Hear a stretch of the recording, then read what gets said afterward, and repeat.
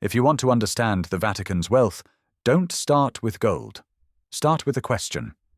What is the only company on earth that can collect money in every country, in every currency, for 2,000 years, without going out of business? That is the promise of this episode. We will trace how a small religious community became an institution with global assets, prime real estate, priceless art, and a financial system built for permanence. Not through one trick, but through a long chain of economic innovations: land, law, donations, diplomacy, and trust. Begin in late antiquity. Rome is no longer the imperial capital it once was, and the city is bruised by invasions and instability. Yet one organization remains: the Church, with bishops, records, and a growing network of believers. In a world where states collapse, continuity becomes power. Now the part most people miss. Early Christian wealth was not mainly cash, it was property. Families donated land to support, clergy feed the poor, and fund worship. Over time, those gifts formed estates, farms, vineyards, mills, managed like a practical economic base. Land was income, land was insurance, land was survival. Picture a rural estate outside Rome. Tenants farm it, a steward collects rents in grain and coin. The proceeds fund a local church, then flow upward. This is not modern finance, but it is a durable revenue model, a portfolio of productive assets tied to devotion and social legitimacy. As centuries pass, the Church becomes a record keeper of Europe. It keeps marriages, births, deaths, oaths, and contracts. When you control archives and legitimacy, you become a natural partner in governance. Kings and nobles seek approval, mediation, and moral authority. And authority in every era attracts resources. Then comes the medieval engine, the tithe. In many regions, believers were expected to contribute a portion of output to the Church. Sometimes it was voluntary and spiritual, sometimes it was customary, sometimes it was enforced through local power. Economically, it functioned like a tax base spread across agriculture. It linked faith to a predictable flow of goods. But here's the twist. The Church was not one monolithic treasury. It was a network: local parishes, monasteries, bishops, religious orders, and the papacy. Money moved through this network in many forms: rents, fees, gifts, and obligations. The system's strength was diversification. If one region failed, another carried the load. Now step into a medieval city. Markets are growing, trade is expanding, coin is becoming more common. And the Church, like any institution with wide reach, needs a way to move value across borders without dragging carts of silver through bandit country. This is where finance enters the story. The papacy and its agents used instruments that resemble early banking: letters of credit, transfer orders, and trusted intermediaries. If a merchant could finance a ship by moving claims instead of metal, a global church could do the same for its revenues. Think of the papal court as a traveling government. In the Middle Ages, popes moved with entourages, lawyers, and diplomats. A traveling court needs revenue that can follow it. That is why the Church developed centralized collections from bishops and abbeys, and why it leaned on professional financiers who could transmit funds between cities. In practice, this meant relationships with merchant banking families and money changers.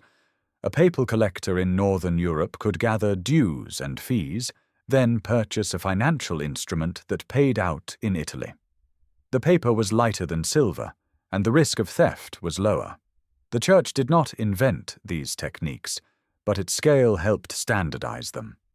Now the part most people miss: this also created an early form of financial governance. The Curia needed accounting, audits, and personnel who understood exchange rates and settlement dates. When you collect, in many currencies, you become sensitive to inflation, debasement, and political disruption. You learn to diversify locations and counterparties because a single failed partner can freeze an entire revenue stream. During the Avignon period, when the papacy resided in France for decades, These financial networks deepened. Income flowed from across Europe toward a central administration, while political legitimacy was contested. Money followed the institution even when politics shook it, because the mechanism was embedded in local obligations and church courts. As Europe monetizes, the church also becomes an economic service provider. It runs hospitals, schools, poor relief, and lodging. It collects fees for legal and administrative services, courts, dispensations, permissions. Some of these were genuine costs of administration. Some were opportunities to extract revenue. Either way, the church learned something every durable institution learns: services create cash flow. Here is where everything breaks, at least reputationally. In the late medieval period, practices around indulgences and fundraising become entangled with politics, war finance, and grand building projects. The moral argument is not our focus today. The economic mechanism is: when an institution has a global brand and a moral narrative, it can raise funds at scale. That ability can build cathedrals or provoke backlash. The Reformation fractures the Western Church and strips the papacy of influence in many territories. If the story ended there, the Vatican would be a reduced religious court. But survival forces adaptation. The papacy turns increasingly toward diplomacy, central administration, and consolidating what it still controls. Now consider the Papal States, a territorial domain that once stretched across central Italy. For centuries, the Pope was not only a spiritual leader, but also a temporal ruler. That matters because states have revenue tools, taxes, customs, and property rights. The Papal States were imperfect, but they anchored the Church to land, bureaucracy, and political bargaining. Then, in the 19th century, the Papal States are absorbed into a unified Italy. The Pope loses territory and becomes, in a sense, a sovereign without a state. It is a crisis of revenue and legitimacy. Without land and taxation, how does an institution remain financially independent? The answer arrives in the 20th century through one of the most important financial resets in modern religious history, the Lateran Treaty of 1929. It creates Vatican City as a sovereign microstate and provides compensation for lost territories. The details are complex, but the economic effect is clear. A sovereign entity gains legal independence and a capital base. From that base, the Vatican develops a modern portfolio logic. Sovereignty matters because it allows a unique combination: global fundraising with state-like legal standing. Donations are not just charity, they become a stable inflow supporting a central administration. One of the most famous streams is Peter's Pence, a worldwide collection symbolically linked to the Pope.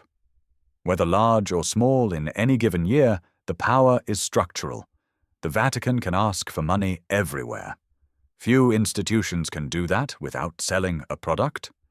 But donations alone do not create large balance sheets. The second pillar is investment, especially real estate. The Church owns churches and schools, yes, but it also owns apartments, offices, farmland, and buildings accumulated through centuries of gifts and purchases. In many cities, the most valuable asset is not gold in a vault. It is a building on prime land. Imagine Rome's historic center. Properties there are not merely valuable. They are scarce. If an institution holds them across generations, time becomes a compounding machine. Rent flows in. Values rise. And because the institution is built for permanence, it can hold assets longer than any typical investor.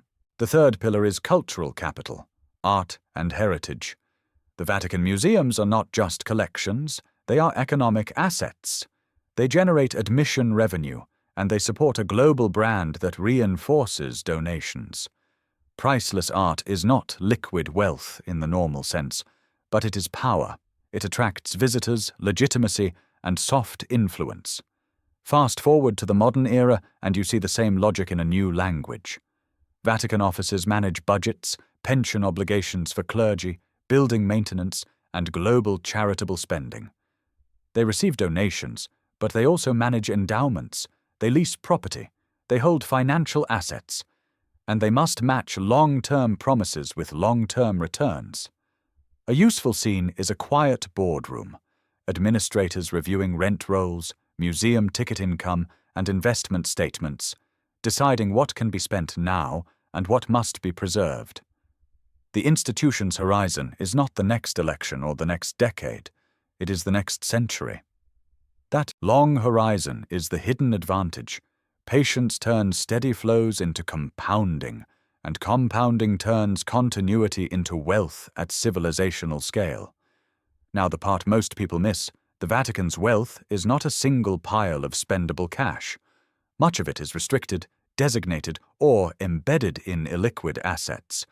A cathedral is valuable, but you cannot sell it easily without destroying your mission and your legitimacy. Institutional wealth often looks enormous from the outside and constrained from the inside. To manage modern flows, the Vatican needed a financial middle layer. That is where the Institute for the Works of Religion, often called the Vatican Bank, enters the picture. Its purpose is not identical to a commercial bank serving the public. It mainly supports Vatican entities and religious organizations handling deposits, transfers, and asset management. But here's the twist. Once you have a financial institution, you face the temptations and risks of finance. In the late 20th century, the Vatican's financial world is touched by scandals and controversy, some tied to outside partners and opaque structures. The key lesson is institutional. Secrecy can protect sovereignty, but it can also shelter mistakes. In recent decades, reforms have aimed at clearer governance, oversight, and compliance with international standards. Again, the point is not public relations, it is survival. A global institution cannot operate financially in the modern era without credibility in banking relationships. So, why did the Vatican become so wealthy relative to its size? First, duration. Few organizations survive long enough for assets to compound across centuries. Time is the ultimate multiplier. Second, networked collection. The Church does not rely on one economy. It has donors and institutions across continents. That diversification reduces the risk that any one downturn destroys the whole. Third, legitimacy as an economic asset. People donate because they believe. States negotiate because they recognize authority. Trust lowers transaction costs. It attracts gifts, bequests, and partnerships. Fourth, real estate and inheritance dynamics. Religious institutions often receive property through wills. Over generations, that creates a quiet accumulation, especially in older cities where land is scarce. Fifth, sovereignty. Vatican City's legal status gives it autonomy, diplomatic reach, and unique institutional continuity, advantages that make long-term asset management easier. Now put the mechanisms into one vivid contrast. Picture a normal business. It must survive quarterly pressures, competition, and leadership turnover. It raises capital by promising profits. If it fails, it dissolves. Now picture the Vatican. It is built to endure beyond any single leader. Its customers are not buyers, they are believers. Its fundraising is decentralized and global. Its assets are protected by a mixture of law, tradition, and diplomacy. And its mission gives it a narrative that outlasts markets. That does not mean it is invincible. The Church has faced wars, schisms, inflation, and political collapse. It has had internal corruption and external enemies. But the design, land, network, legitimacy, sovereignty, has been unusually resilient. So here is the clean checklist you can use to judge any institution that becomes financially dominant. 1. Does it control durable assets that generate income, like land and buildings? 2. Does it have a mechanism to collect small amounts from many places consistently? 3. Does it have a legitimacy story that makes people contribute voluntarily? 4. Does it have legal or sovereign protections that preserve assets across political change? 5.